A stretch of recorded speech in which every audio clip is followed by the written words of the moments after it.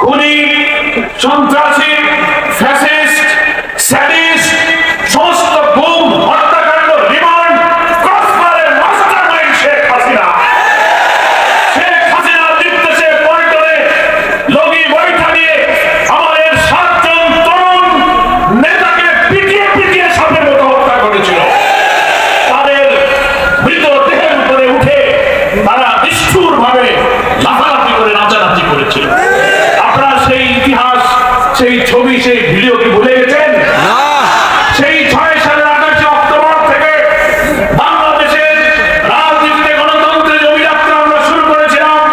90-এর গণ-অভ্যুত্থানের মধ্য দিয়ে সেই 28 অক্টোবরই বাংলাদেশ তার পথ হারিয়ে ফেলেছে।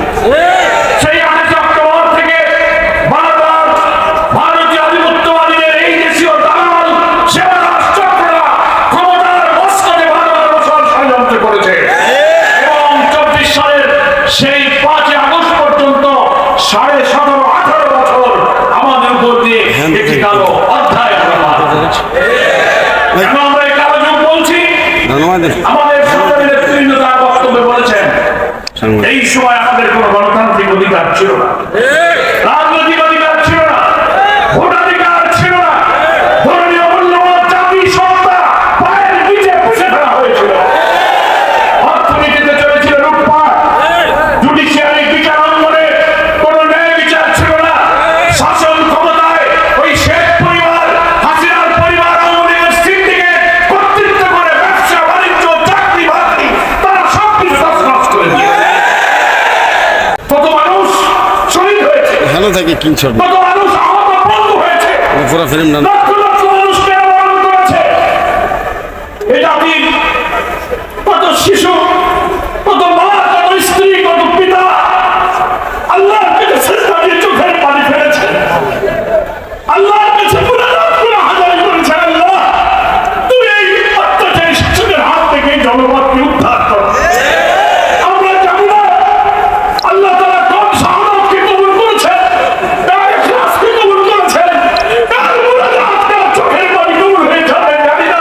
কিন্তু 24 আগস্টে 24 সালের 5 আগস্ট আসমান থেকে আল্লাহ তাআলার রহমতের ধারা বর্ষিত হয়েছে। সাধারণ মানুষ বলতো এই শেখ হাসিনা তোমরা এত আন্দোলন করে বিদায় করতে পারলে না, 3-3টা ভোট আমরা দিতে পারলাম না। মনে হয় শেখ হাসিনা মরার ছাড়া মনে হয় ক্ষমতা থেকে যাবে। কি মানুষ এরকম বলতো না? হতাশ হয়ে গেছে। কিন্তু আল্লাহ তাআলার ইচ্ছা, কত অপমানজনক হবে শেখ হাসিনা বিদায় করবে নাকি বলে? আমরা পৃথিবীর ইতিহাসে অনেক পতিত স্বৈরাচার এবং ফ্যাসিস্টের বিদায় দেখেছি, কিন্তু এইভাবে জনতার উচ্ছ্বাসে এত দাম্ভিক, এত অহংকারী, কি 17-18 বছর তো মেজাজ থাকে মনে হচ্ছে যেন তিনি যেন একটা ছোট খোদা ফেলে বসে গেছেন নাকি বলে? ওকে মারো, ওকে ধরো, ওকে নিষিদ্ধ করো, ওকে গুলি করো, ওকে আয়না ঘরে ওকে রিমান্ডে নাও, রাজনৈতিক অধিকার নেই, ভোটাধিকার নেই। এত আত্মহমিকা, এত অহংকারী, এত দাম্ভিককে আল্লাহ তাআলা কখনো পছন্দ করে। আমরা মনে মনে এটা কামনা করতাম, নিশ্চয়ই আমাদের জন্য আল্লাহ রহমত অপেক্ষা করছে।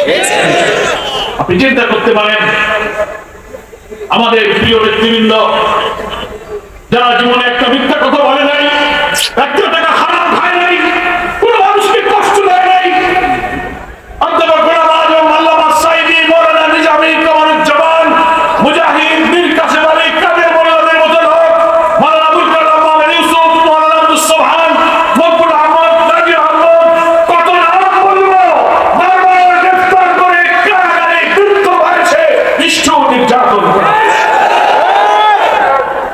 5 জন নেতাকে ফাঁসিতে ঝুলে হত্যা করা হয়েছে। সেই হত্যাকাণ্ডের মাস্টার মাইন্ড হচ্ছে শেখ হাসিনা। আল্লাহ তাআলার বিচার, দুপুরে ভাতও খাওয়ানো হয়নি।